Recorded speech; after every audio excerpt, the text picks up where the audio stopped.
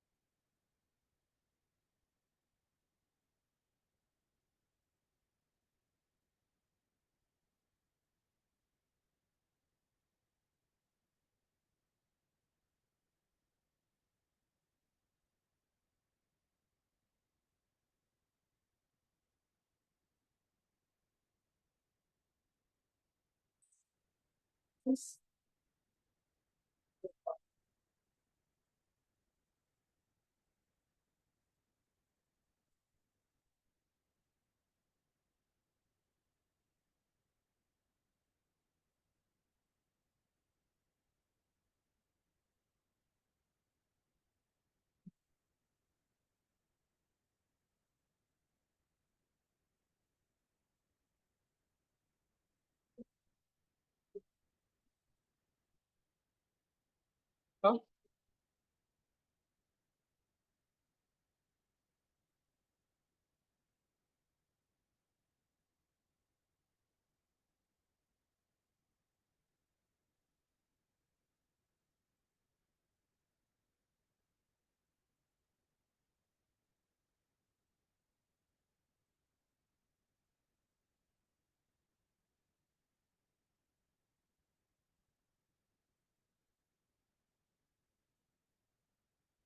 I need to see that.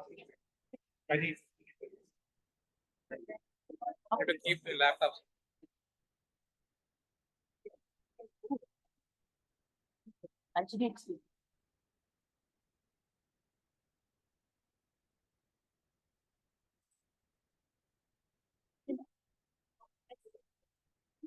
You're not going with it. We can put another chair here for Rana. Bring one chair here for that.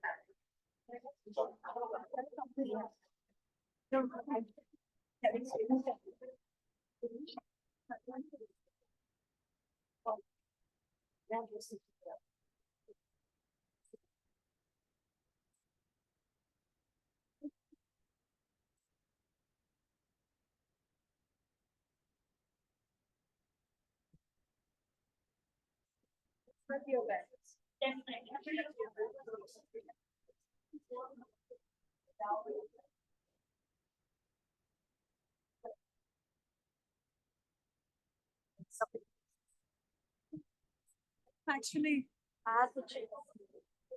this is our series.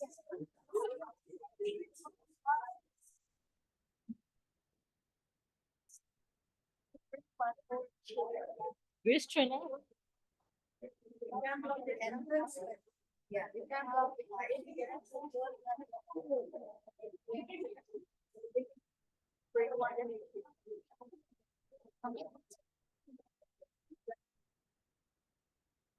Special I just want like to give to data.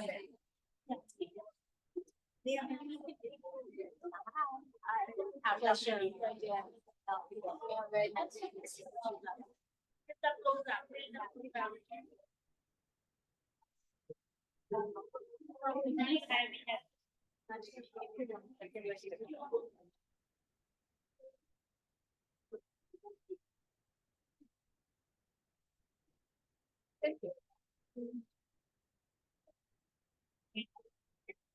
Thank you. We can push that on a group like meditation. That's all it does.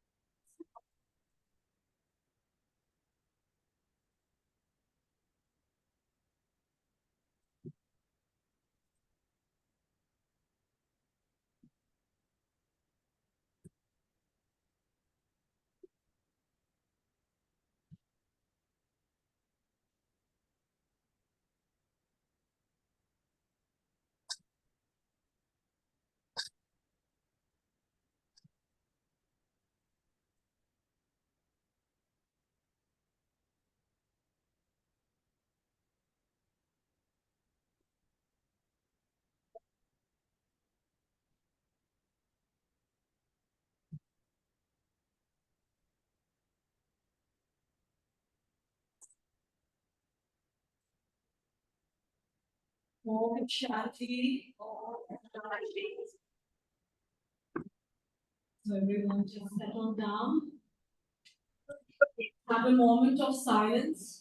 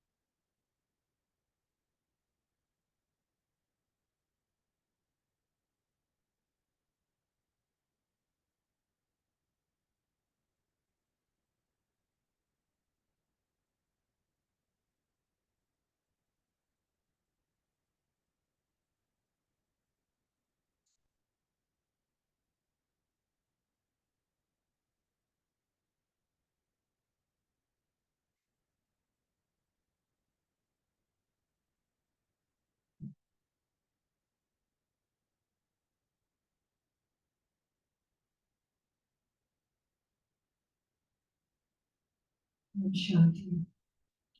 Good evening, everyone. How is everyone doing? Were you a little frustrated with the traffic? You all okay? Did you get here okay after having the US Open going on? Yeah, that's wonderful. So, if you're sitting seriously, just look around, see who is sitting beside you, smile at them, say Om Shanti.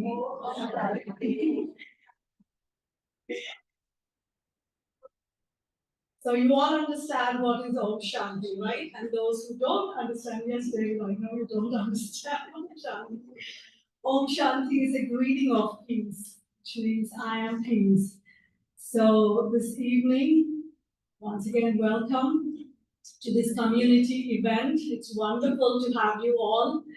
And the theme for the evening is navigating uncertainty with a spiritual GPS. And this event is hosted by the Brahma Kumaris Meditation Center in Queens. I am Madhvi, and I am your host for this evening. So I am not sure if you know that Brahma Kumaris in Queens have been serving the community for 42 years now. But that is 1982, right? How many of you know the center has been existing? Okay, some of you. Great. We know. Okay. That's wonderful. So to know more about Brahma Kumaris, let's watch a short video. Thank you.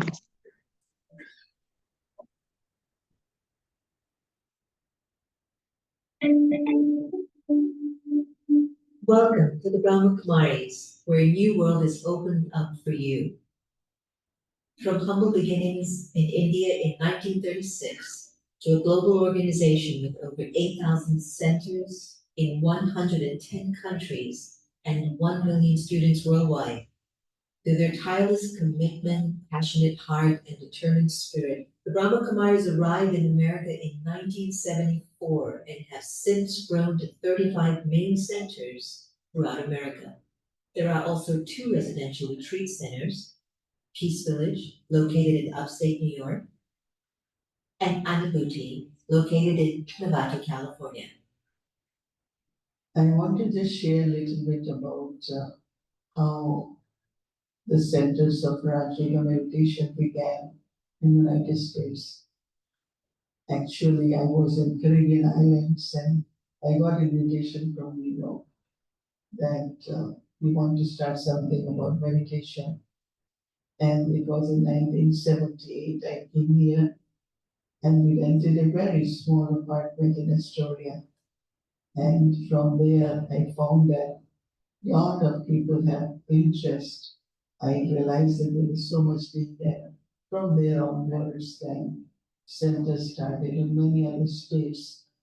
Our centers are safe spaces where you can explore the power of your inner world. The classes are conducted in many homes, many cities, all over across the United States. A lot of people, they learn meditation, they use that meditation in their workplace, in their family. And also I find the children, young adults, because they are so much into like what really is the life about. The Brahma Kumaris are dedicated to personal and global transformation through the study and spiritual practice of Raj Yoga meditation. And at the heart of our teaching is the belief that the pathway to peace and happiness is to remember our original nature as spiritual beings connected to the One Source. In 1981, the organization received recognition as an international non-governmental organization affiliated with the United Nations and accredited with general consultative status with the Economic and Social Council. From organizing large-scale global initiatives to local community programs, the Brahma Kumaris has a tradition of service in every field that fosters spiritual growth among individuals from all backgrounds, cultures, and walks of life. I hold on to this vision, the world of love, world of peace and harmony, world which is free from conflict and sorrow, where we can live as brothers, one family, children of common parents, one supreme divine power. This is your invitation to awaken and join us in creating a world of love, peace, and kindness. Om Shanti.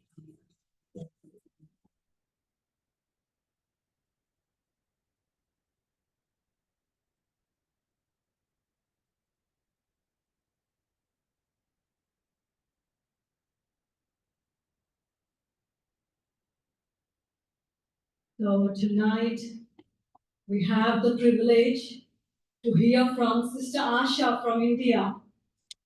Are you all looking forward to it?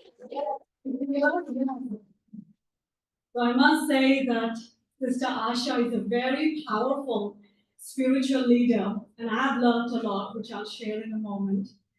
Yes, also we will be listening from her deep, vast experiences and insights.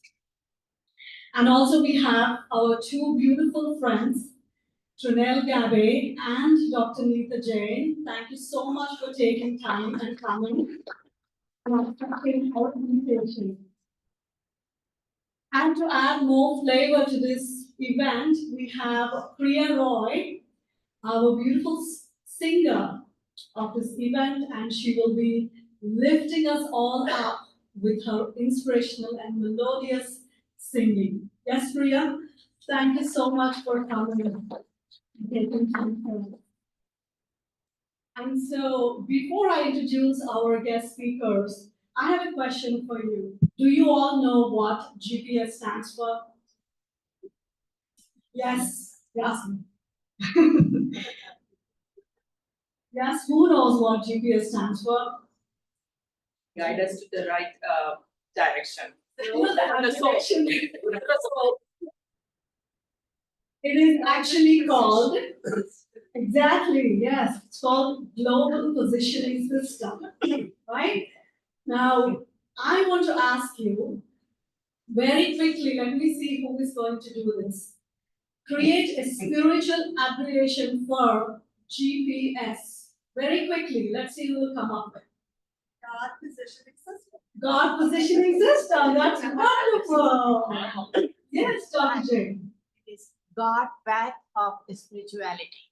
God path of spirituality, that's wonderful. Thank you. Who else? Yes, Julie. Guiding people spiritually. Guiding people spiritually, that's wonderful. Nice. You know, we used to say that it's God protecting sisters. Yes. That's right. You know, living in peace. So God protecting sisters. Anyway, so thank you for those beautiful abbreviations that you created right away. So without further delay, let me introduce our wonderful guest speakers we have tonight. I would request Trunel Gabe and Dr. Jane, please come and take your seats on the stage.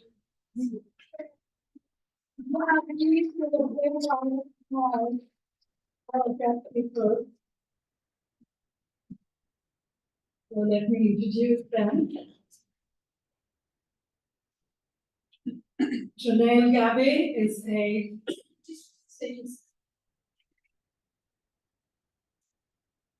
Trunel Gabe is a dedicated yoga teacher and advocate for gun safety. After losing her husband, Carrie Gabe, to gun violence, she turned to yoga and mindfulness for healing. As a founder of the Carrie Gabe Foundation, she uses her personal experience to drive change and promote common sense gun laws.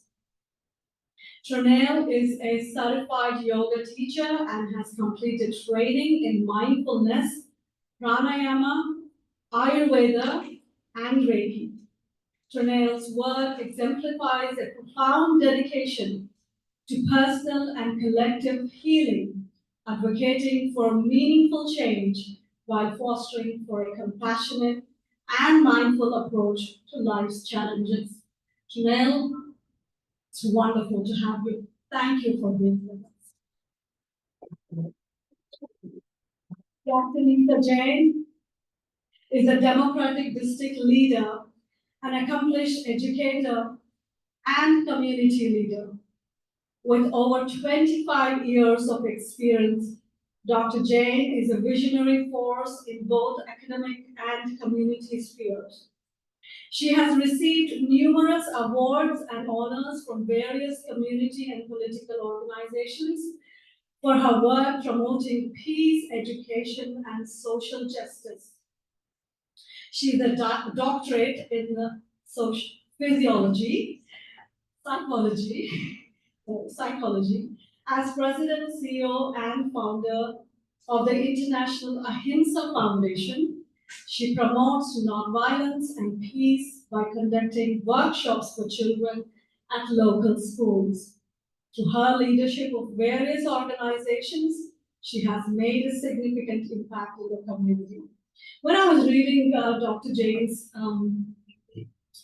bio and various things she has done on the web, she wears lots of hats and she's everywhere. She is in the political field, she is with philosophy, with the Jain temple, with India Home, with Hindu temple, right? Lots of things. I don't know how you're going to do. How do you do all of that? You can actually share with us. But yes, so tonight we would like to hear from you your journeys of navigating these fertilities and how did you make it all the way through. Thank you.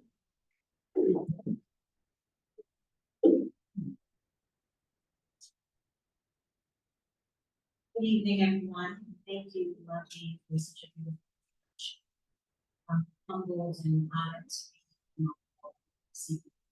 to be able to share the uncertainties of life. Om Shanti. We are very blessed today, extra blessed.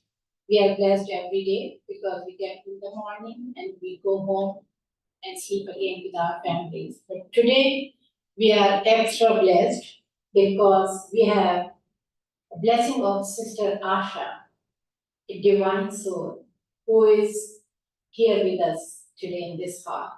So my big, warm, respectful namaskar and vandami to Sister Asha. And a very good evening to all the divine souls who are sitting here. Are you all feeling peaceful in this hall? Yes. Perfect. I'm feeling that. I'm definitely feeling that.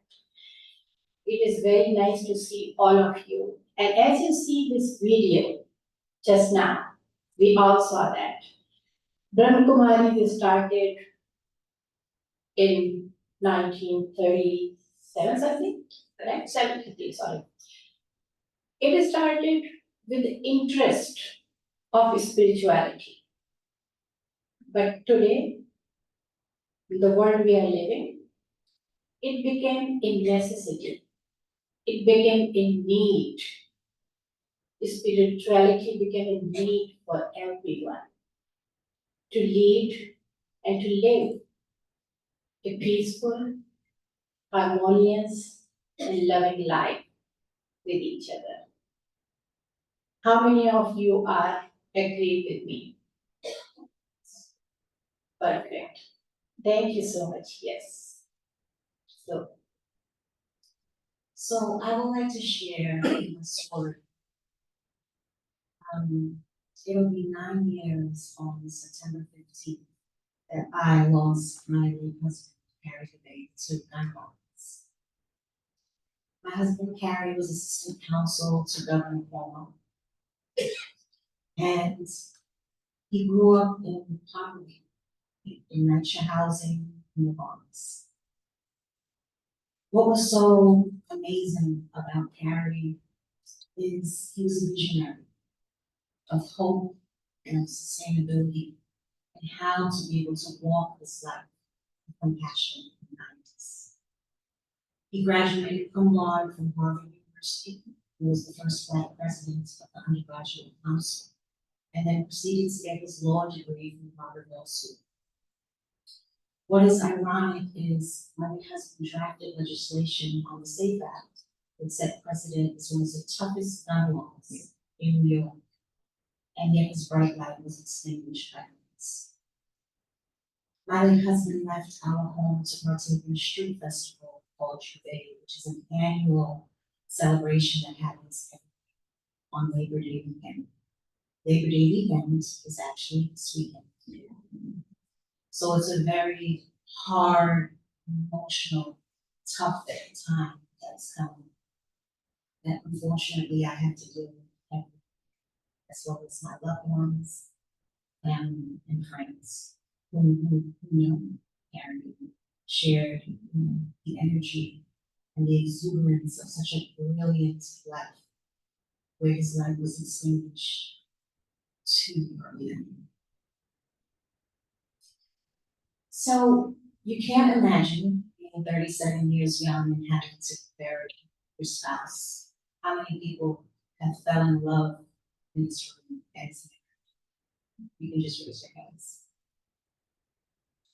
Not too many. I'm hoping that you will all be able to find a love language that I have. It was short, sweet, and beautiful, and it taught me so much. I come from a place, a background of yoga, mindfulness. I practiced Tai Chi for 8 years, practiced Kung Fu for 5. I've been able to travel. I've learned, traveled in Thailand, practicing House of Dharma, Buddhist meditation. And I came back to the States to be able to teach yoga and mindful meditation, because I know it was one of the tools in my toolkit that helped me get through the darkness. All too often, we always want to live in exuberant light. But what happens when a tragedy happens so quickly that your body doesn't have time to process? And you immediately dissolve in darkness. And yet every day we're trying to keep abreast of all of the moving parts. So when my husband left our home on September 7th in 2015 to partake in the street festival, celebrating camaraderie, heritage, the jubilance of music, food. His background is Jamaican descent, my background is Trinidad. 2 gang rivals was having a shooting, and unfortunately he was an innocent bystander that was caught between 2 gang rivals having this horrific event, and a bullet caught him in the head.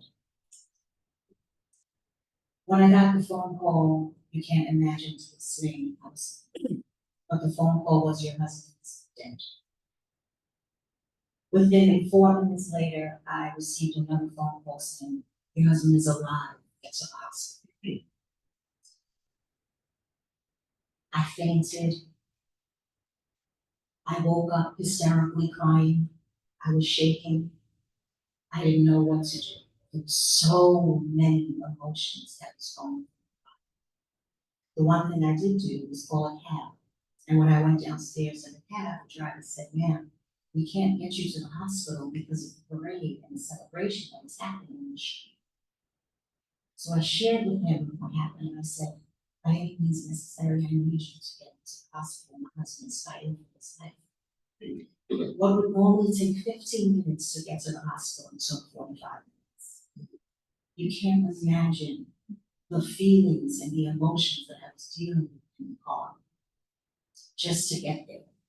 It was constantly meltdowns, that's what I would call it. And then it was praying to God, Lord God, please let me live. I need him healthy, I need him strong. At least allow me to get to the hospital so I can be able to say goodbye. But no, not goodbye, I need to live. I know. When I got to the hospital, I saw my husband laying on the bed.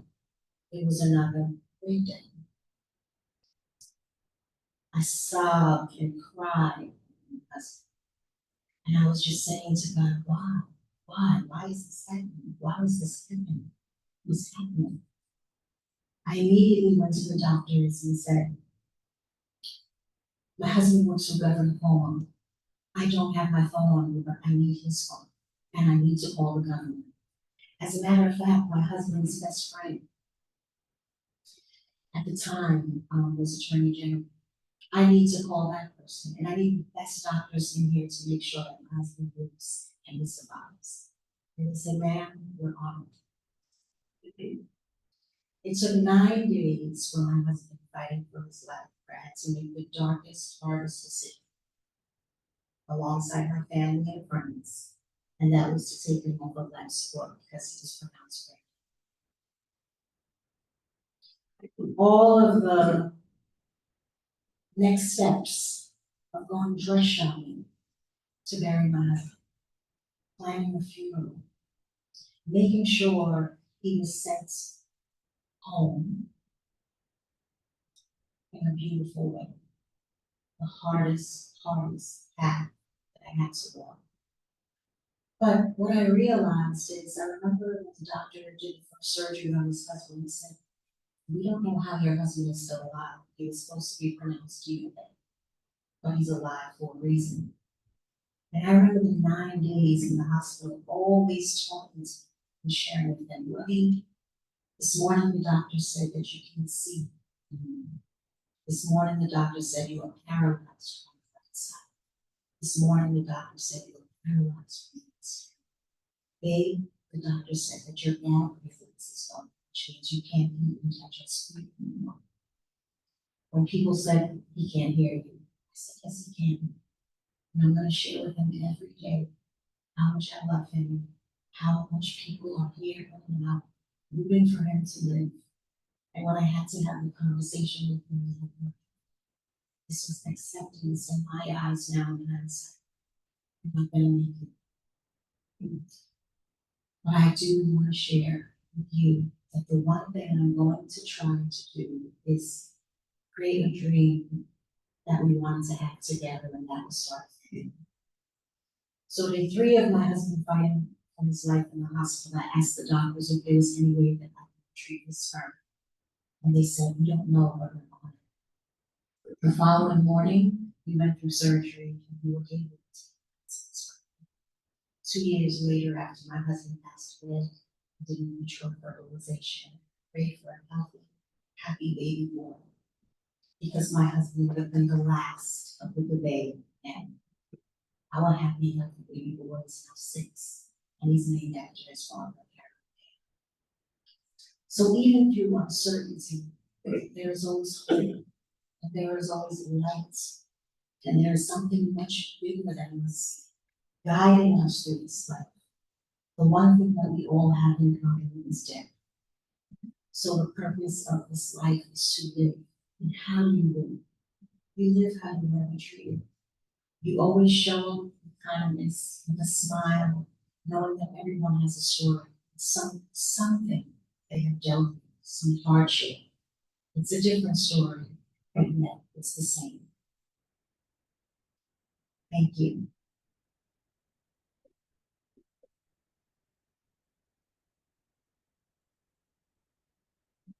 Nothing, sorry, and thank you at the same time. And a salute to your courage, what you did to have his last thing in your life, your boy, your son. How many of you can think of that kind of thing in that kind of situation? How many? Any? I don't think so. No one, right? So please give a big round of applause. There was one thing wrong with people. Very touchy story. We all go through different phases in our life. And as Sister Madhvi was telling about my organization, International Alexa Foundation, that foundation based is actually kind of similar. And how we started that, I belong to a Jain family. I'm born and brought up with the Jain principles and the way of living life through Jain principles. And Jainism, not people think that it's a religion, but I say that it's a way of living. And Jain principles are very simple, direct. Anyone who follows those principles, we call them Jain. Mahatma Gandhi in 1893, he gave an interview to a local newspaper in Maharashtra. And he was a big follower of Jainism. And Jainism, what is Jainism? Jainism is pure ahimsa. Ahimsa paramo dharma means non-violence is a supreme religion. That's what he believed, that's what he lived, and that's what he fought for. And he said that whoever has compassion to other living beings or other living creatures, I consider them Jains. That's what his philosophy. So here in America, in 2011, there's a very first case of bullying, extreme bullying, happened in New Jersey, where a little girl of 12 years old who committed suicide, result of bullying in a school.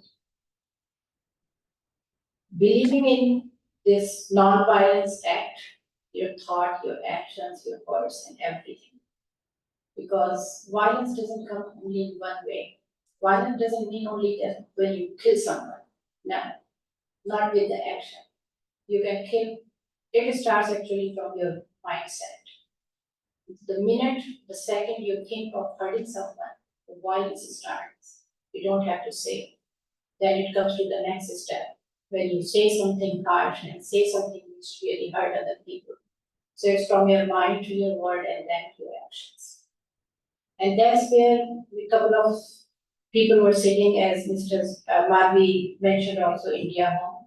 So India Home founder and CEO now, Dr. Vasudha Kalaspuri, actually me and her, we both were sitting and talking about India Home. And then we got this news and she said, Dr. Jain, why don't you start something? You always talk about these principles and this way of living for these children, how to teach these children, how to live the life with peace and harmony, love and respect for everybody else. That's where this organization was born. And we said, okay, so our main mission is to teach our new generation, our kids, because we are all adults here. We have our own strong personalities, right? We will listen to Sister Asha, we will listen to Sister Madhvi, we will listen to Sister Savita, But not necessarily whatever they say that will affect us 100%. Why? Because we have our own firm beliefs at this point. So as a psychologist also, so that came very handy for me to bring a psychological point of view to this organization. And as I said, that this is not based on religion, this is based on philosophy. And we started creating a curriculum, which we did very successfully. We created a curriculum from kindergarten to 12th grade to the schools. And we started our first activity actually in United Nations school. And that's where we taught children what we taught, and we are still doing it. How to live with each other with respect, mutual respect.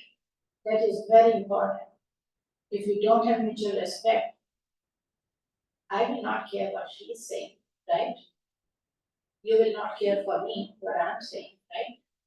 But we all have to have mutual respect to each other. That's the first thing.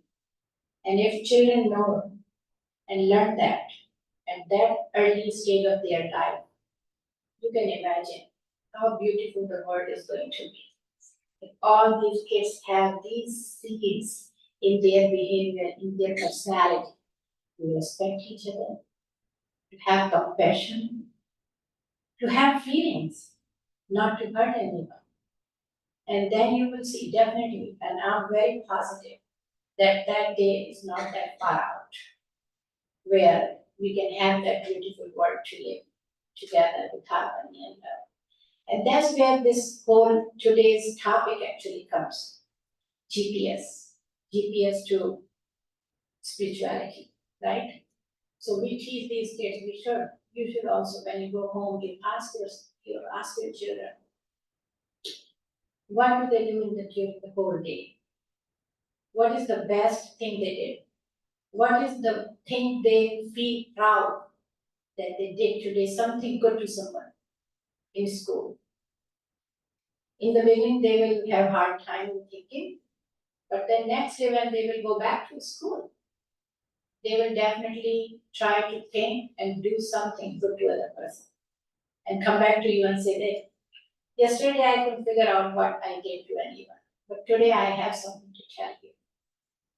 I did this thing that helped someone, or that brought a smile to someone's face, or that made feel good for someone.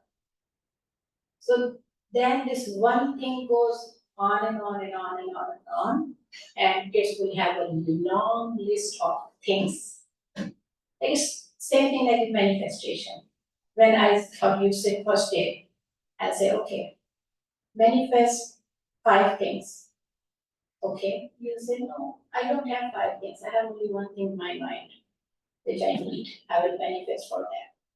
But slowly, you will see your list will go like long and long and long, never lasting. We are all human beings. We all have our necessities. We all have our needs. But why we are sitting here? We are sitting here to cut down those needs. Cut down those needs, because if we go after them, it will get longer. Once we connect with each other's soul, we are all sitting here. I feel like that we are all connected to the divine soul here, in some way or the other. Otherwise, you won't be sitting here. If you do not have this much interest in what we are talking here, you will not be sitting here. So that means we all have something common. And we should nurture that. We should nurture that soul connection with each other. Absolutely, Right? yes. Thank you. I also believe that, it stems from all of us. When and where do you take a moment out of your daily life and just sit with yourself in quiet? Even if you're at the office, how do you maybe take a moment to go to the bathroom? Or to just fan out and go for a walk outside?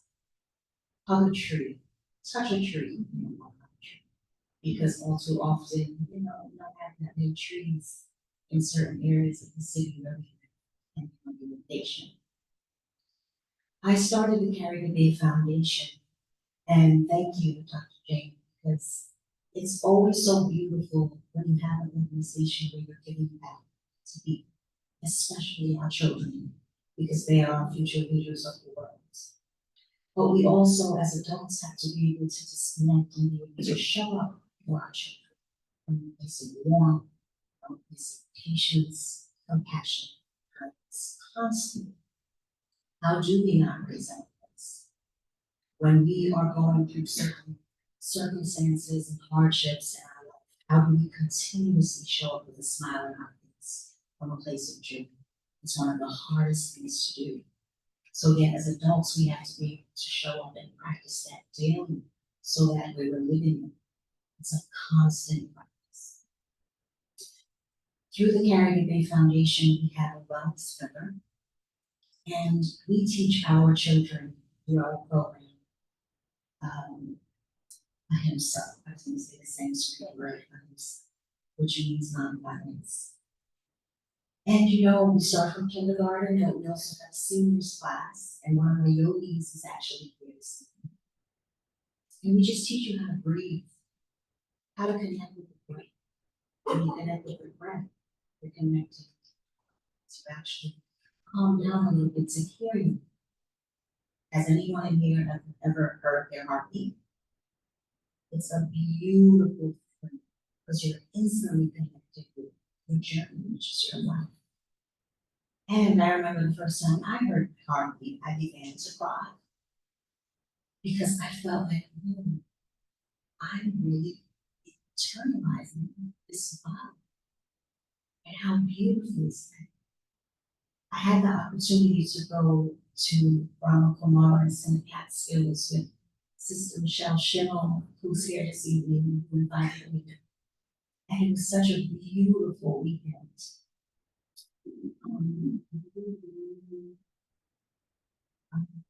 Journeying from the inside out.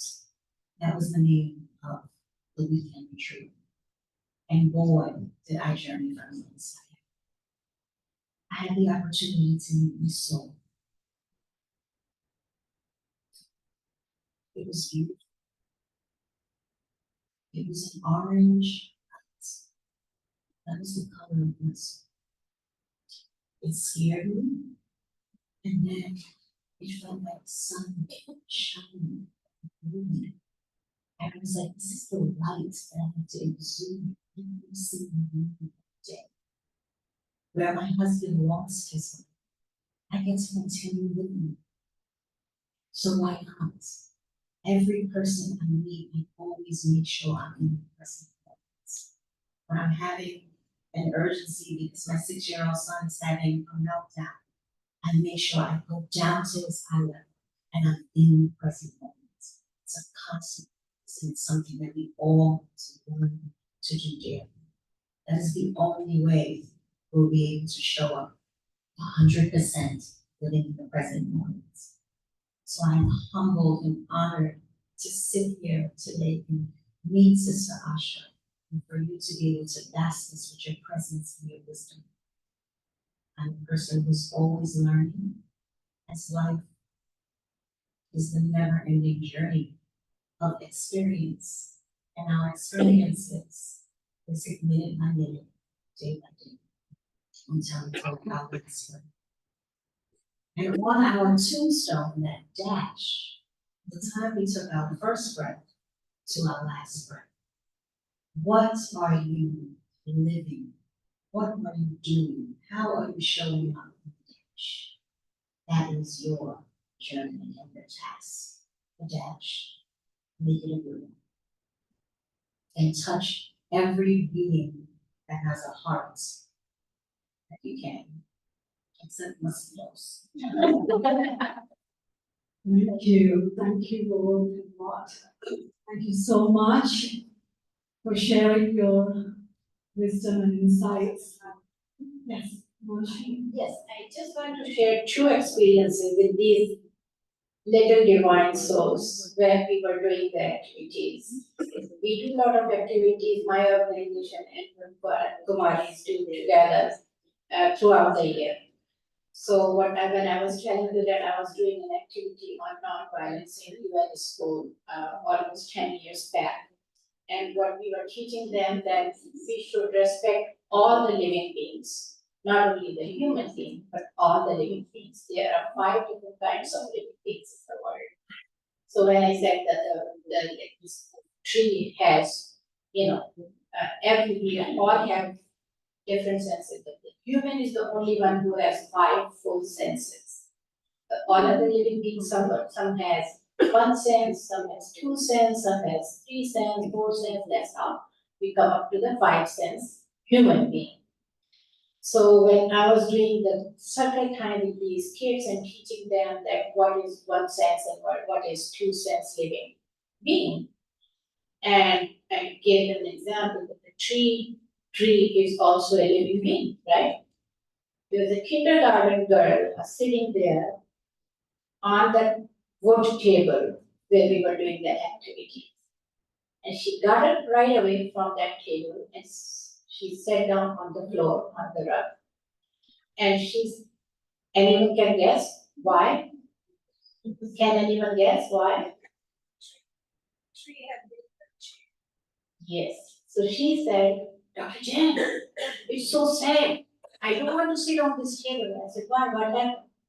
She said, no, this table was a 1 sense living being at some point. It was a tree. That's why I don't want to sit on this. I don't want to hurt this table. That was the one experience. The second one, we were doing Peace in the Park in Central Park, which is a beautiful event we do all day long. Brahma Kumaris are the lead one in that event. And I have my booth, and where I do art and crafts, and then the dialogues and meditation with the children. Specifically, one girl, she was 6 years old, and they were traveling from Chicago. She came to our booth, and we had the art paper, the crayons and things, and I said, oh, you want to do something? She said, yes. So she said, what is the theme? 6-year-old girl is asking me. So I said, this event calls Peace in the Park. And you know what she did? She drew a globe and she wrote peace in the world.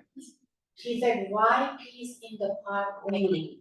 Why not peace in the world? And this is a 6-year-old girl. You guys can go on my website and see all those pictures and things are on there.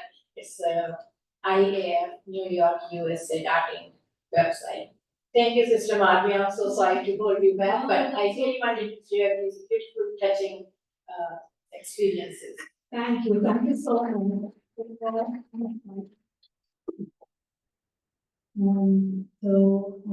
first thank you for focusing and putting some light on the values both of you have put light, especially on compassion, kindness, and the values of the soul. And so we are really looking forward now to hear Sister Asha now. So thank you, Mrs. Gabby and Dr. Jenny.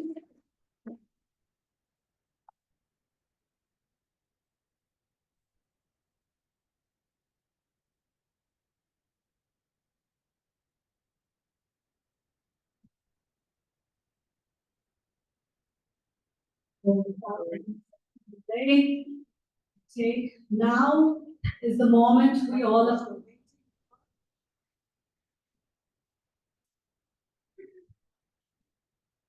to hear Sister from Asha. Sister Asha in the season.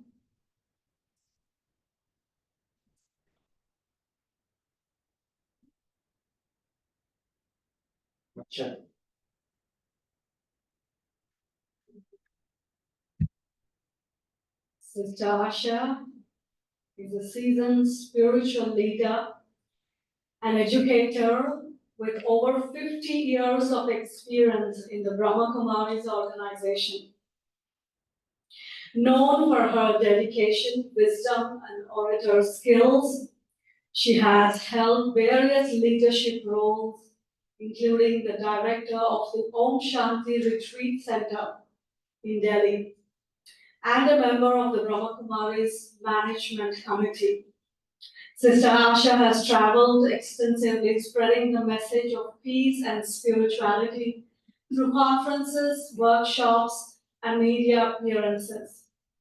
She has also conducted meditation courses and leadership training programs for government officials and corporate executives. Her academic background includes an MA in sociology and a distinguished career as a lecturer. One of the torchbearers of Brahma Kumaris, she has organized and coordinated several national and international UN projects as well. International Year for the Culture of Peace in 2000, Global Cooperation for the Better World in 1988, Million Minutes of Peace Appeal in 1986. Let's watch a video now.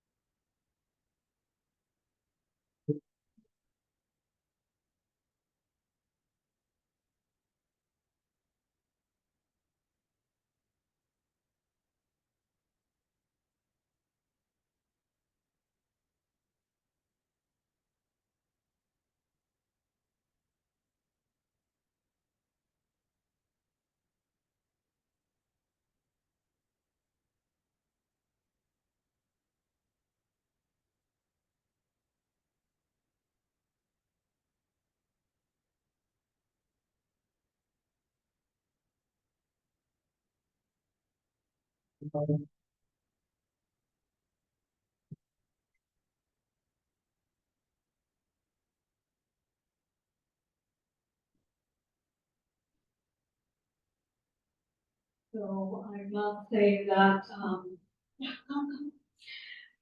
I have started my surrendered and dedicated journey to Brahma Kumaris with Sister Asha. She's been my great inspiration. So I don't want to talk much because we want to listen from her. Yes? Yes. Yes. Please, Sister Asha, please come. Take your seat on the stage. So the flower ones.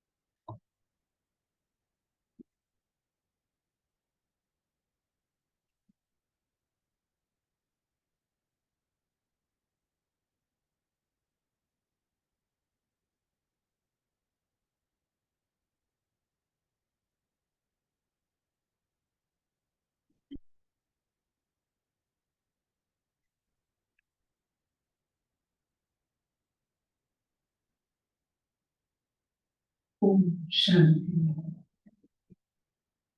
Good evening.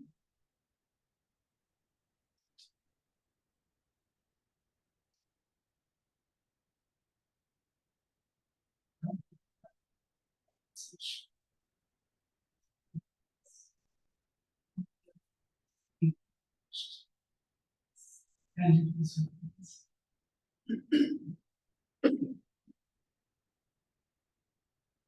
how many of you got inspired?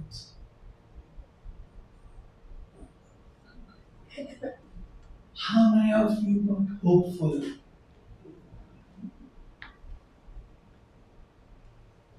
How many of you felt that if courage is there and values are there,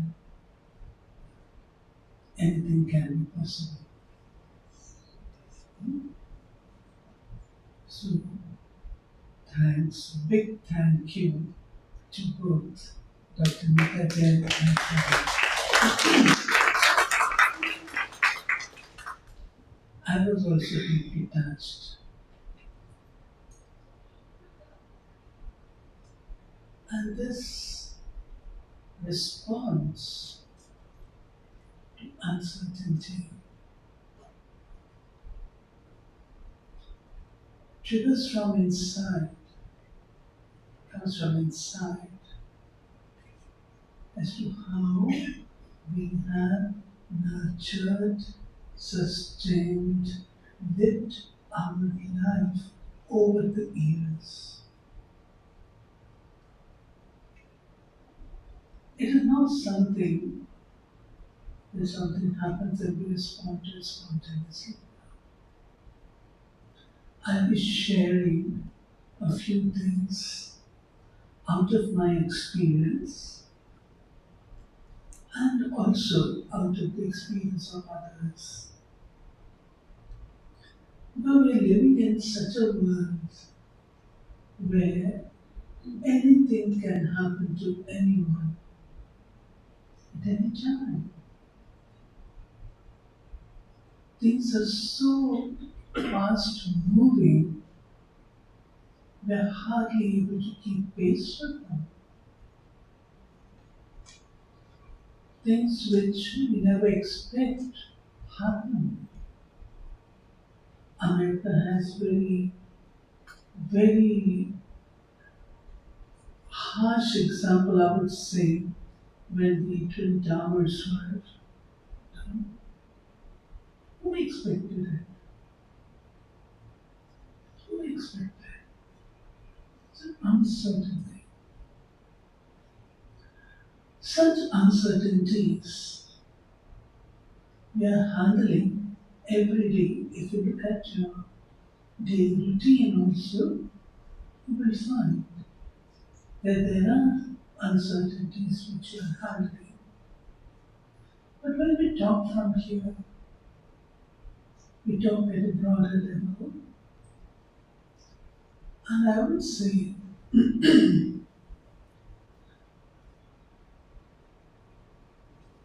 have an optimist attitude.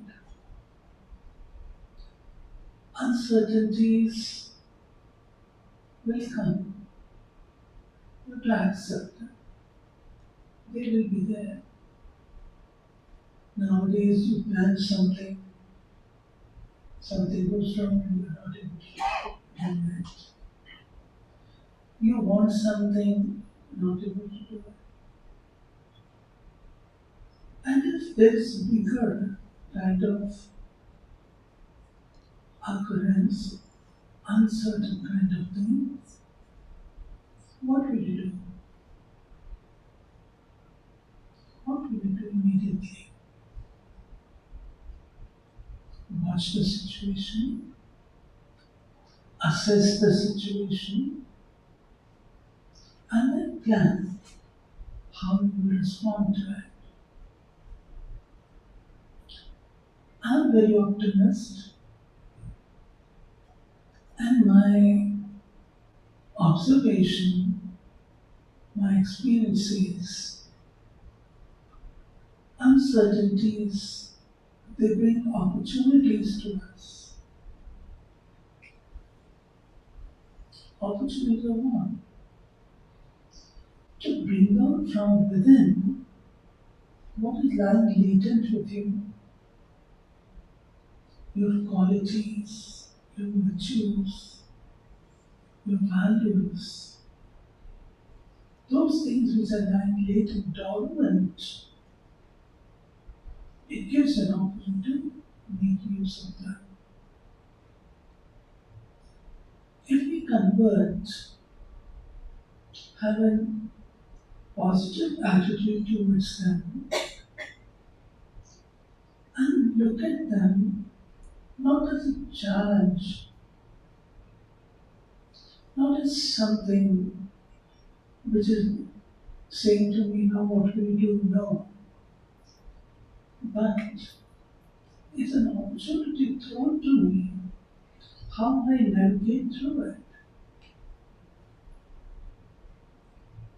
How I navigate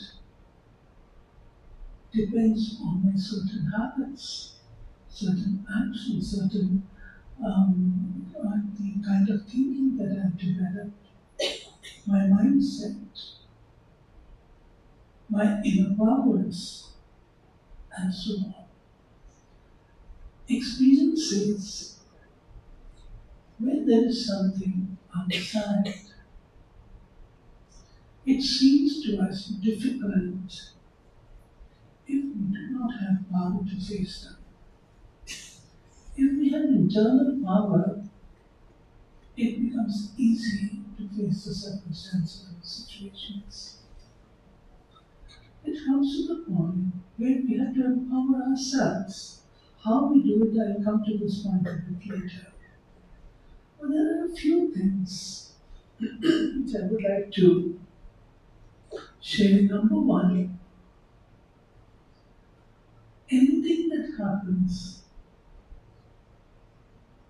if I want to assess it properly, if I want to see it properly, understand it properly,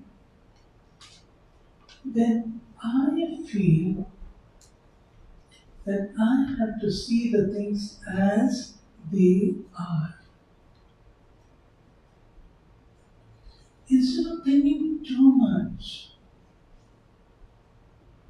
having my conditioned kind of thinking, or assuming, living by some assumptions, and then seeing the situation, it will bring a failure. If you want to see a situation properly, understand it first. And to understand it, it requires that I free my mind from all those turbulent thoughts which are occurring on seeing the situation. Become a detached observer, just as you watch a game going on. Similarly, watch the situation as a detached observer as though it is not happening with you, but it is happening with someone else. Then you will be able to assess the situation properly.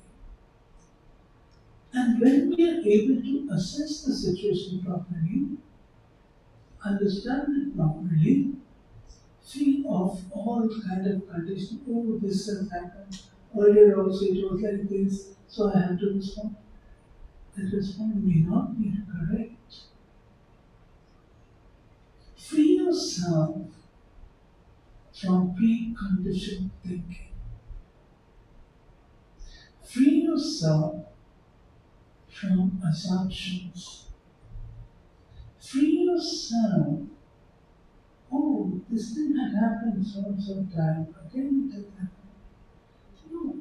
Take every situation individually, separately. At that time, situations were different, time was different, people were different, now it is different. We cannot respond to the situation the same way. This is very essential to dissociate the self from all these kinds of mindsets. When you are a detached observer, you will be able to see the things as they are. And when you are able to see the things as they are, your response to it will be also appropriate.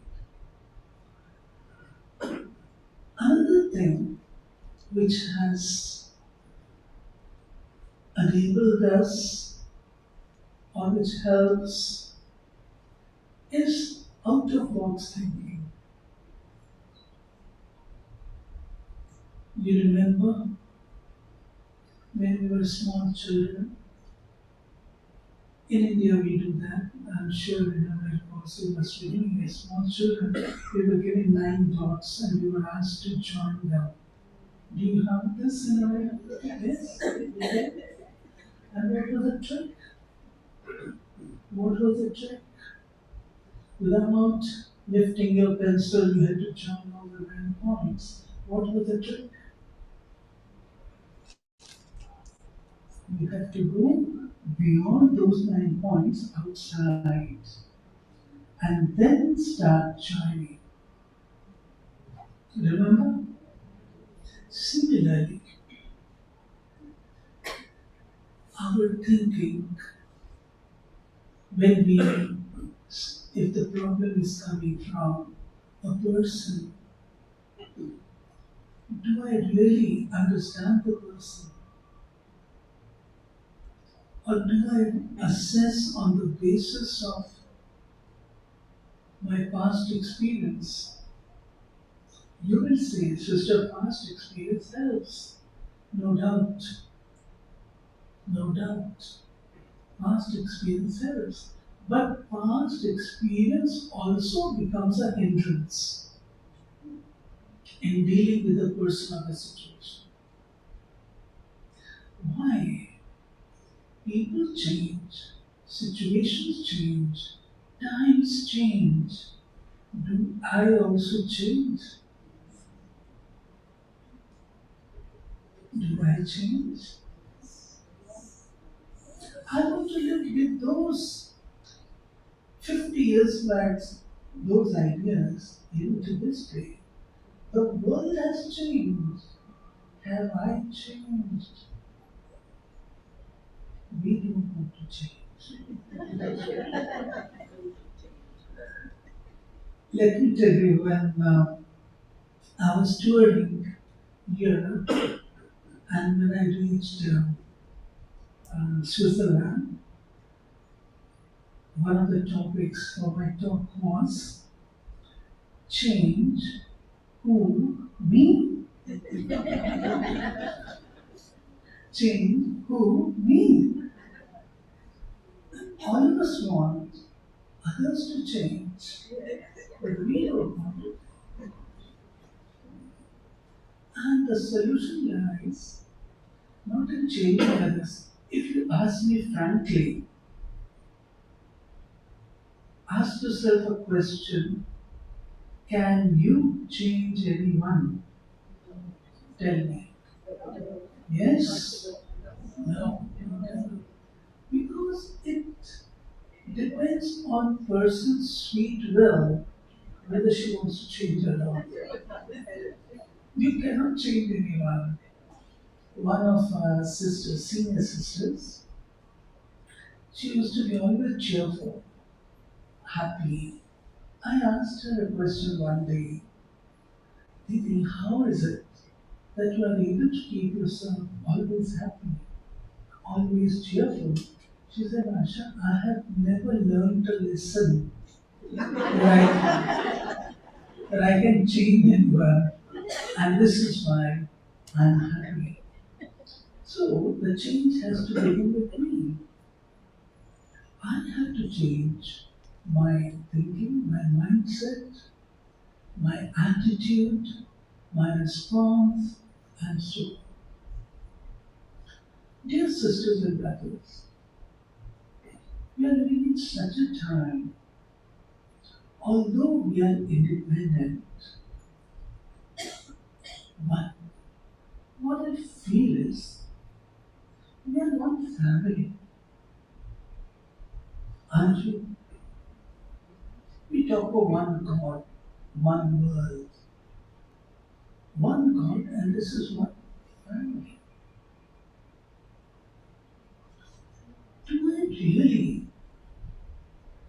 supposing something goes wrong, and I'm not alone, out of my ego, maybe I do not want to take help from anyone, what the others will think. If I become proactive,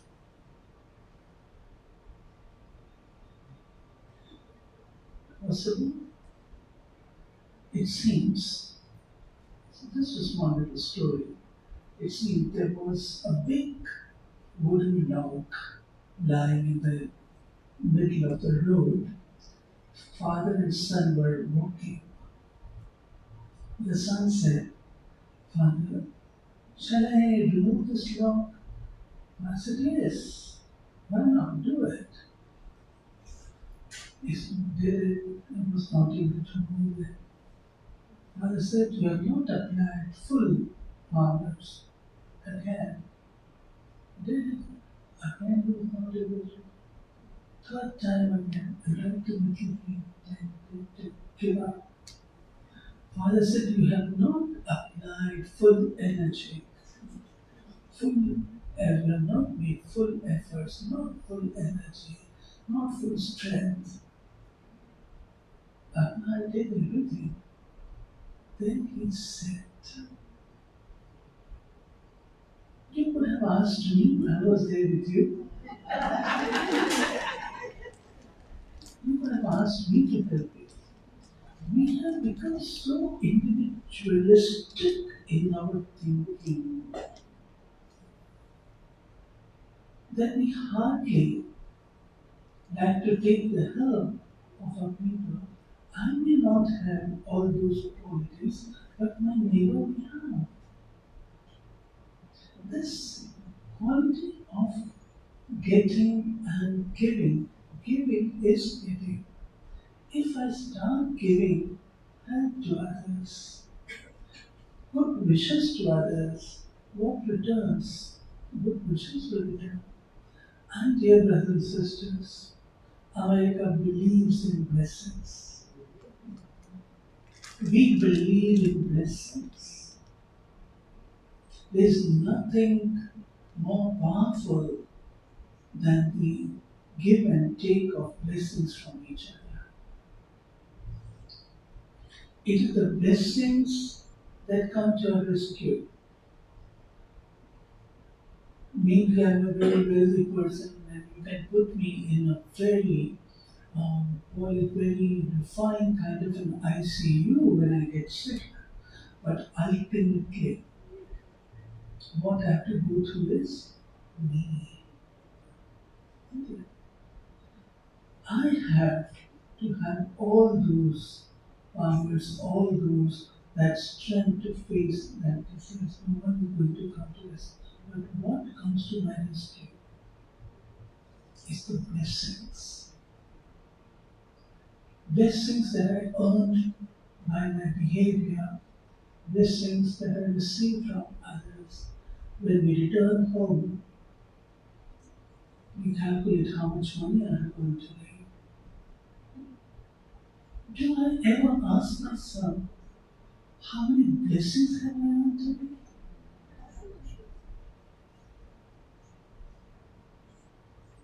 Blessings are those things which can make impossible things possible. Giving blessings and receiving blessings. Whenever we are faced with uncertainties, and they occur,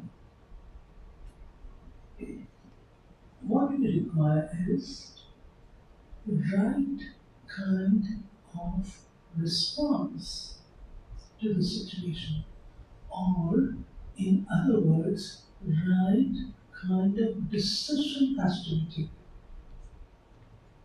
right kind of decision. What Tanner was saying, right kind of decision at the right time. How this decision making can be better? In my mind, I have a lot of waste thoughts. Even in my mind, I have a lot of negative thinking. I started judging people. I started judging situations. And there's turbulence of thoughts in my mind, storm of thoughts in my mind. Can I take a right decision at the time? Spiritual GPS, I would call it godly power system. It tells us, free your mind from all this clutter. Think positive, powerful, purposeful. Do we ever watch our mind how it is working? We're sitting here. We're sitting here. How many times you have gone to your home and come back? It works so far. You're not taking your car. But you've gone and come back. It works so fast. And if we just watch our mind working, in fact, there are a number of thoughts arising, number of thoughts. And most of them, I don't say negative, because we don't like to think negative. Do we? I don't like to think negative. I have started believing that we are good people and we always think good. We think positive. Do you agree with me? Yes. We are not negative, we are not bad people, we are good people. But if not negative, waste is there. Waste is there. If something has happened yesterday, something wrong has happened, in my today goes waste. Keep thinking why it happened, it shouldn't have happened. So, or I get worried about my future. What will happen after that? What if I lose my job? What? These kinds of thoughts there. Wasteful thinking. My decision making, the GP says, decision making has to be made powerful. And this becomes powerful when I clear the clutter, clear the waste. Then comes the time when the right decision will be taken at the right time in the right way. To face uncertainty, need to make our decisions better. To make decisions better, we have to make our mind better. Then response will be okay. Another thing which I would like to share with you to face uncertainties is, if I think negative, what comes back to me? Negative. I cannot expect positive in return. For my own good, for my own good, I have to take a decision. Then I will be thinking only positive and good for everyone. What we call in Hindi, Shubhkamna, best wishes for everyone. Apart from this, there is something what I'd like to share is 3A syndrome. There's a situation. If I'm able to avoid it, first A, if I'm able to avoid it, not confront it, avoid. Instead of getting unnecessarily involved, if through your positive supposing someone has showered abuses on you, someone is talking ill of you, one way is to respond to the person, talk to the person and settle the matter. Other way is just avoid. Let the person say what she or he wants. I am what I am. Rise above. Avoid conflict. Avoid confrontation. Sometimes you are not able to avoid. Can we alter the situation? Second day. Alter the situation? If possible, try to alter. And if you feel even that is not possible, then accept the situation. The third day. Instead of fighting inside, accept it. When you accept, you will adjust with it, accommodate it, adjust with it, and maybe later on you become more powerful and return to the situation to respond in a different, powerful way. Sometimes you are aware that armies have to make tactical withdrawal when they find that front is more powerful than what they have with them.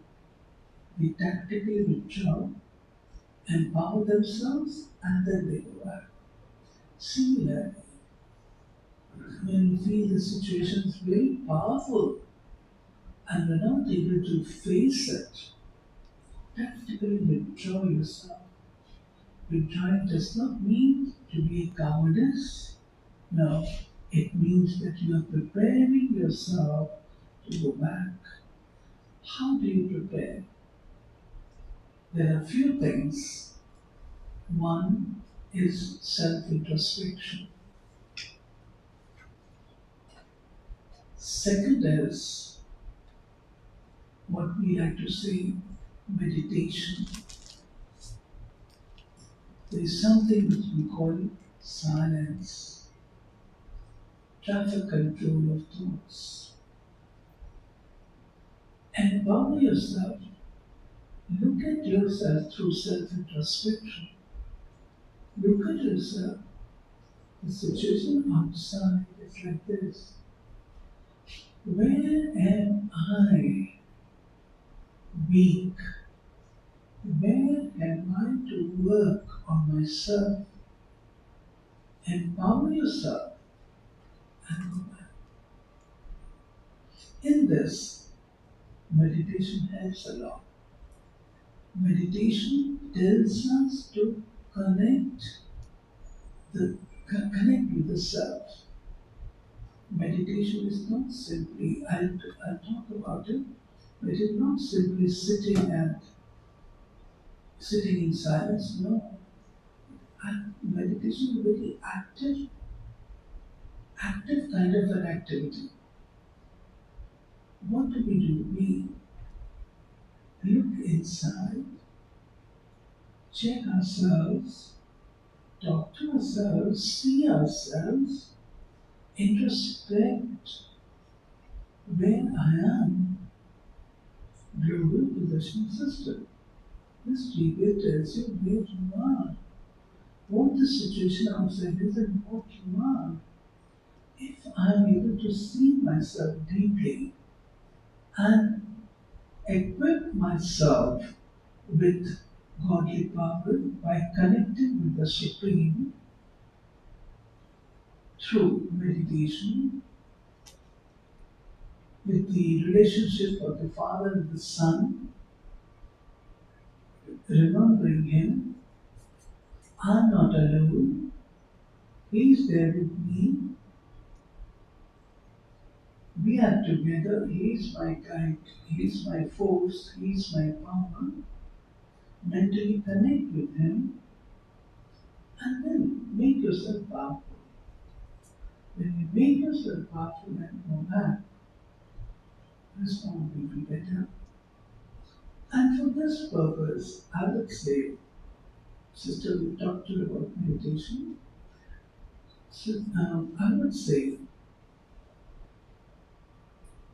throughout the day, for meditation, you don't have to keep definite time that only at this hour I can do. No. Anytime. It is meditation simply love link with the Supreme. Loveful link with the Supreme. Loveful link means God is there, fine, but God is my Father. He is my Father, He is my teacher, He is my friend, He is my companion. I'm alone, no, you are there with me. So when I mentally connect the self with Him and practice this in my daily life, who is considered to be the ocean of love, ocean of purity, ocean of happiness, ocean of bliss, ocean of wisdom. By and by, you will find these qualities, they start showing up in our lives. And these things help us in facing the situation day in and day out. So I would say, be optimistic, look at the uncertainties as an opportunity thrown to you so that you are able to bring out the best from within. And then practice those values, because these things do not just the situation where you are responding, it does not come just like that. We have to nurture, we have to sustain those beautiful qualities. They become our power. I say virtues become power. And when these powers are there, then nothing difficult seems to us in the outside world. There are lots and lots and lots of situations, and they're going to increase, it seems, because things can happen anytime, anywhere. So in that, I have to keep myself stable inside.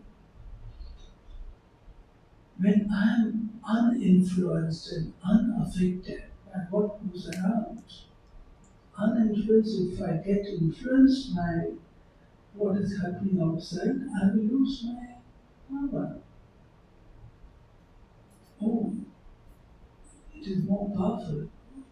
You have so much influence, you start thinking that I'm a weak person and I will not be able to respond. No, you are what you are. Similarly, unaffected. If someone is saying anything, someone's situation is becoming very troublesome, very difficult, and I start shaking, again I will not be able to respond properly. So this is what is said by Stephen Covey, I think.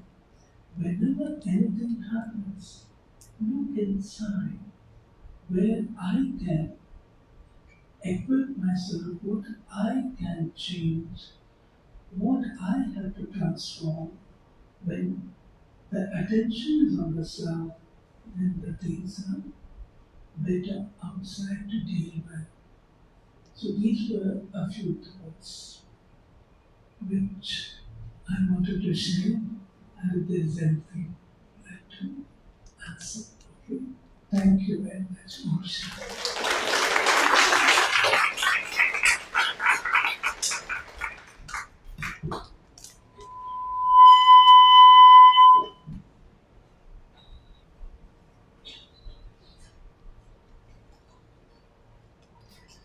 So do you remember everything she has shared? Yes. Yes? About blessings, about 4A syndrome, right? About being a detached observer, about the power of meditation. And what did she mention about GPS? God, godly power system. So we have to connect and make these virtues alive in the soul. Right? So many wonderful points. I hope you're taking a lot from Sister Asha's talk. But I'm not sure what's the time now, but we will do some meditation. But does anybody have any question to ask Sister Asha? Any question that's connected to what she has just mentioned? Shared? Everyone is content? Yes. Good. That's very good. So shall we do some meditation now? Yes.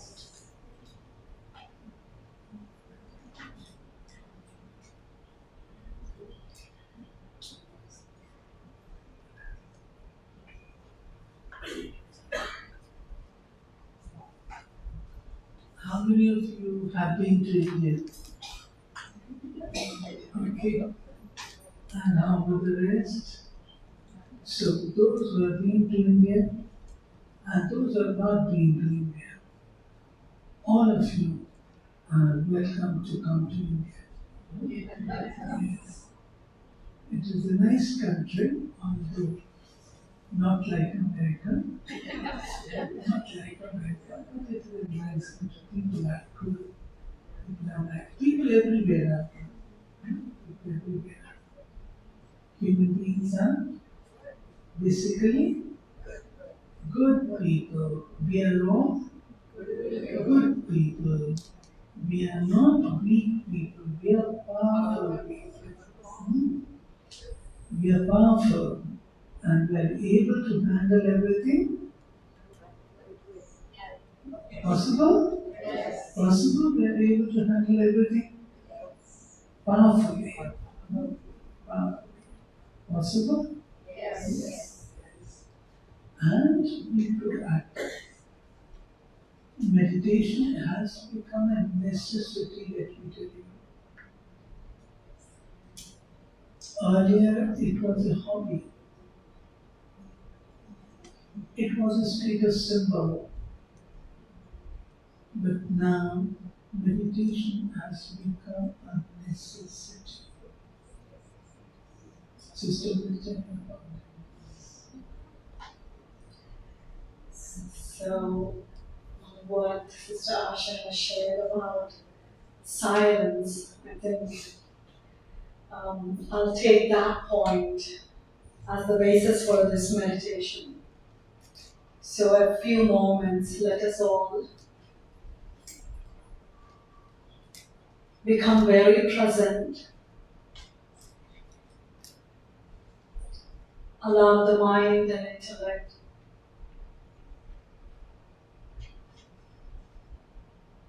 slow down.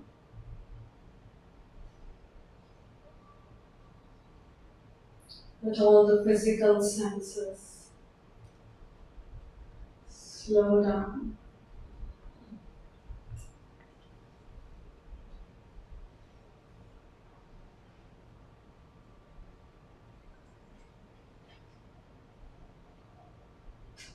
And as I slow down, I can feel my heartbeat.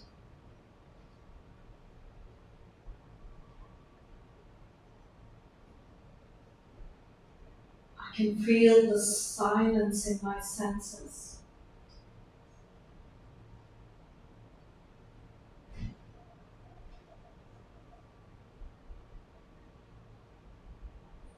And I go a step ahead now and just watch my mind as my senses are calming down. I watch my mind.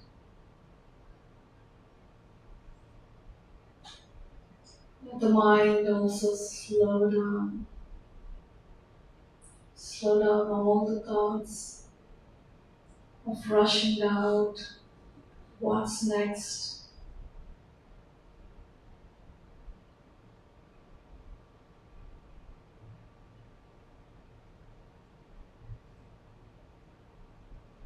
And as I slow down my thoughts, I can experience the silence of the soul.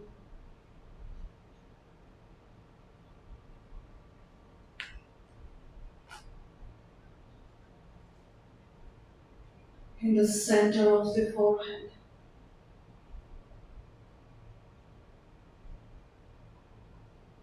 I am a being of silence.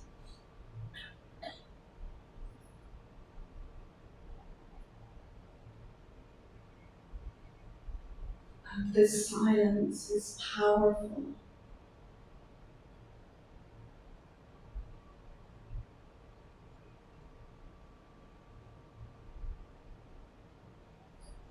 I am a powerful, silent being of light.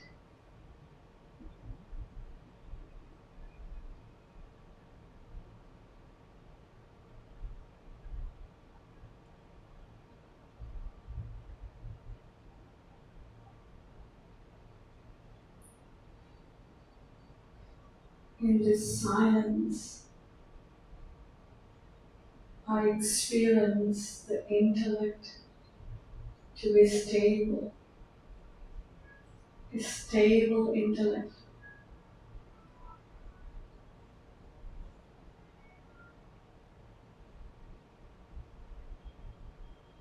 In this silence,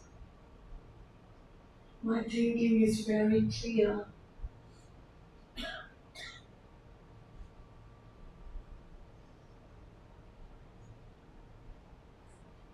I can make powerful decisions.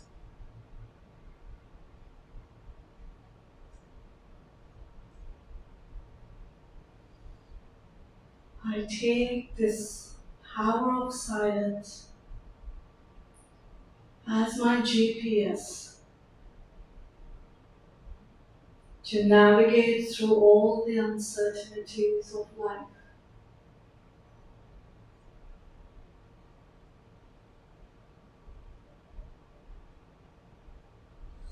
And just not in this moment, but I will carry this silence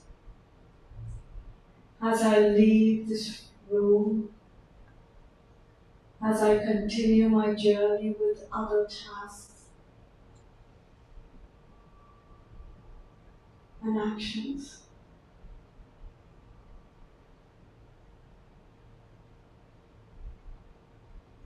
A complete, deep moment of silence.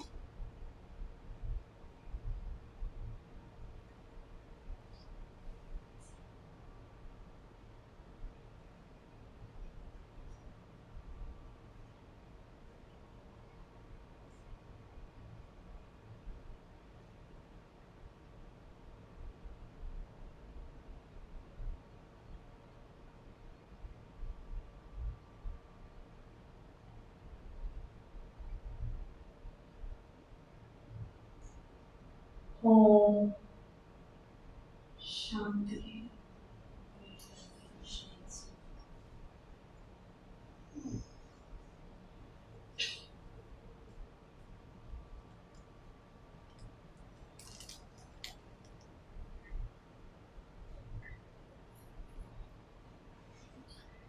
Let us thank Sister Asha with the gesture of silence. You know what is gesture of silence? A beautiful way. So, before we end this evening, how can we forget our beautiful singer, Priya Roy? Let me take a moment to quickly introduce Priya Roy.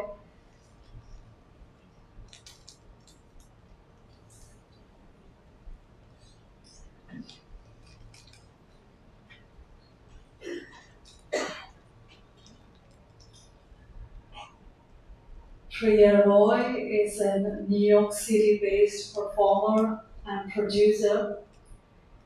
She has training and performance experience in classical music, dance, and theater for over 10 years in over 10 countries, including India, Bangladesh, France, Switzerland, Kenya, Thailand, the UK and the US. And as an artist and academic, her work explores love, identity, belonging, and healing. She combines performance and theory to entice us to enjoy the pleasures of life while healing from the prickly pains.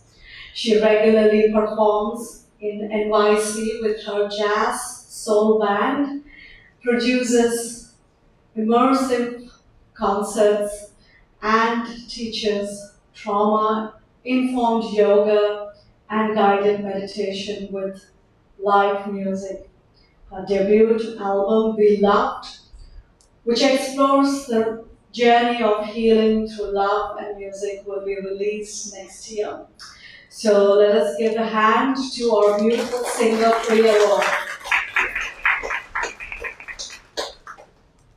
Thank you so much. It's such an honor to be here today. I'm sure everyone can relate that I think we all needed a night like this and to hear such words of wisdom from our speakers. Thank you, Sister Asha. Thank you. I'm ready.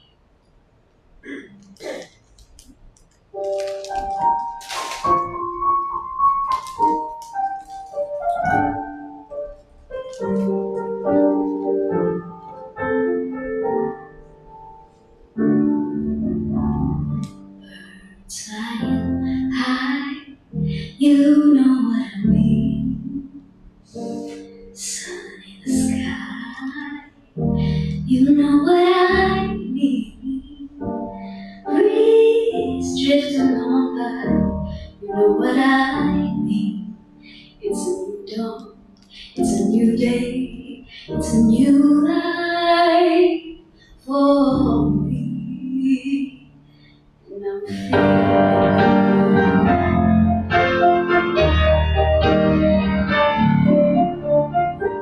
fish in the sea, you know what I mean.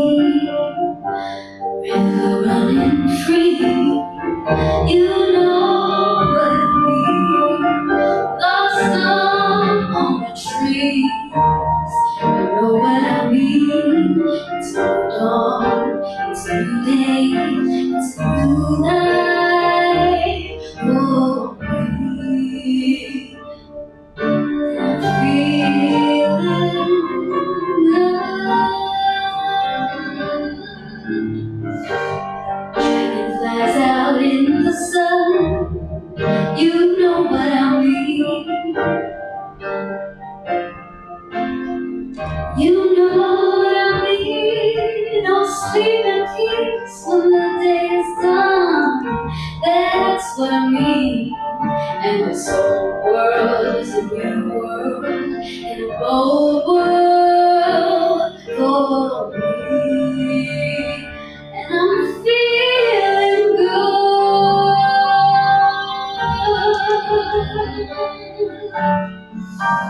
Stars when you shine, you know what I mean. Santa Claus, you know what I mean. Oh, freedom is mine, and I know what I mean. It's a new dawn, it's a new day, it's a new life for me. And I'm feeling good.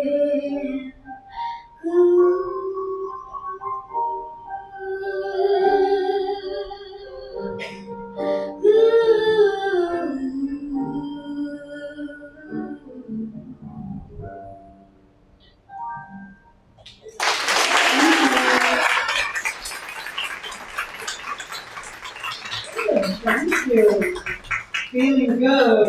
So everyone is feeling great? Yes? After listening to all our wonderful speakers and of course Sister Asha. So I just want to express my my deep gratitude to all of you for being here this evening. And of course, Sister Asha, Trinell Gabe, and Dr. Nita Jain, thank you so much for being here. And tomorrow morning, also Sister Asha will be at the Queen Center. So in the morning for a spiritual session. And I have an announcement about the Brahma Kumaris Meditation Center in Queens is starting Raj Yoga Foundation course from September 16th, and it will go on for 2 weeks. And also please join us for our beautiful celebration of 25 years anniversary at Peace Village Learning and Retreat Center in Catskills. So it's been 25 years, and we will be celebrating this weekend and next weekend. On September 7th, you all are invited to come to our retreat center in the Catskill Mountains. So thank you one and all, and let us take one deep moment of silence as we close this evening with a traditional a way of thanking and also a meditative moment, I must say. That is, Sister Asha will offer to all of us something we call as Toli and blessing. So you all will be receiving that in a moment. So let's just take one moment of silence, and I'm sure you all are carrying all this beautiful energy with you tonight. Yes? Yes. Great. Let's take a moment as Sister Reena will bring Toli and blessings.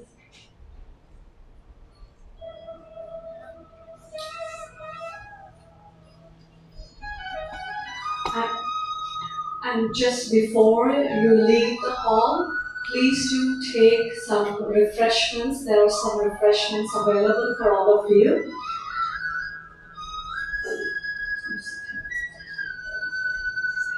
Yes.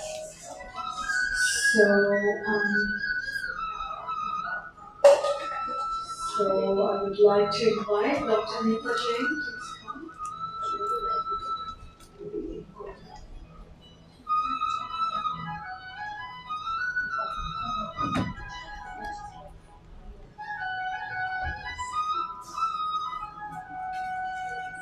Chanel.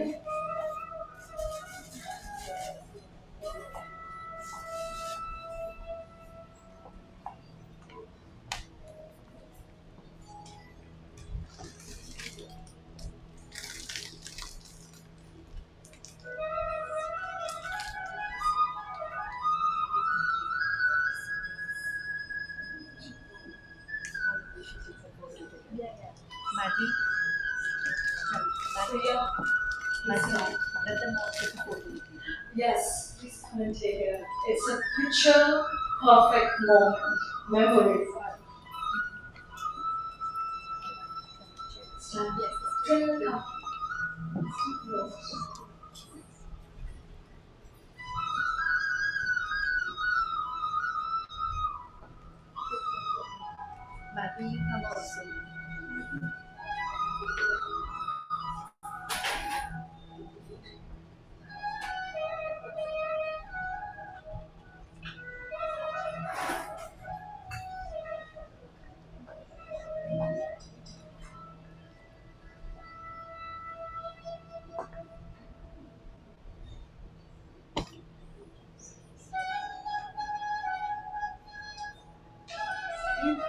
Thank you, and let us start. Maybe you can actually first take Toli and as you leave, remember you have some refreshments you can collect.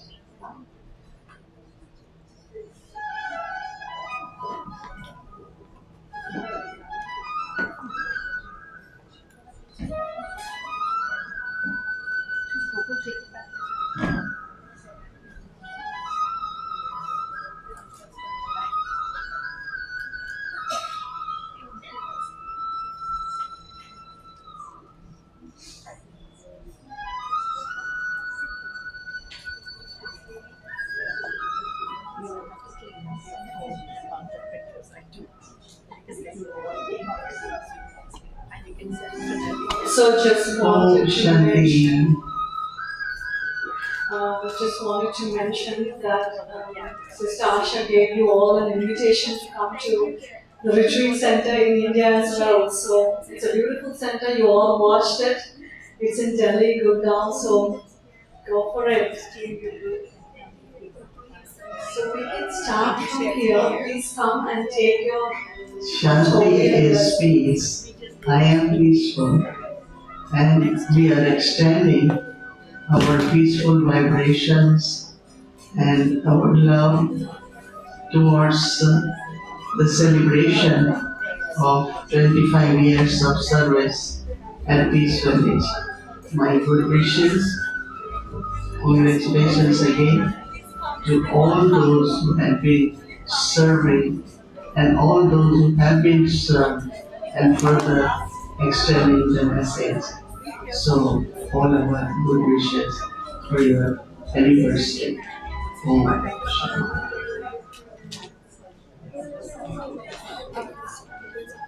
Very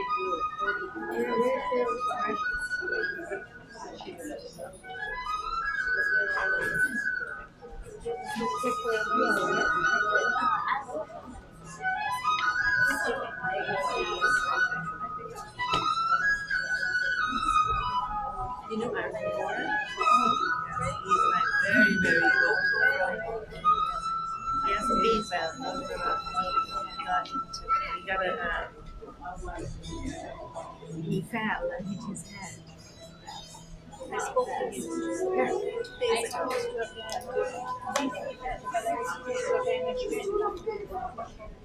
Well, he had one at the Long Island Multi-Faith celebrated 30 years.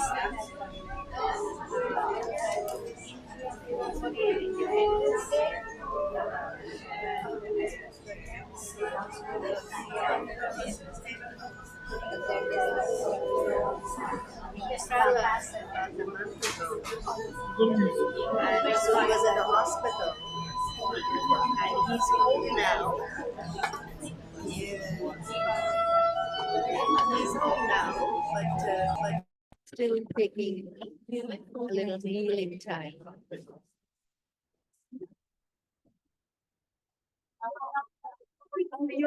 Yeah.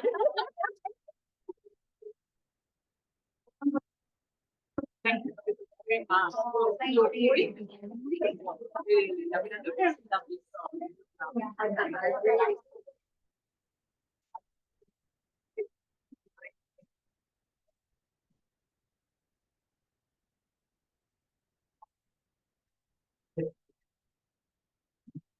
Actually, مثلا everything on that.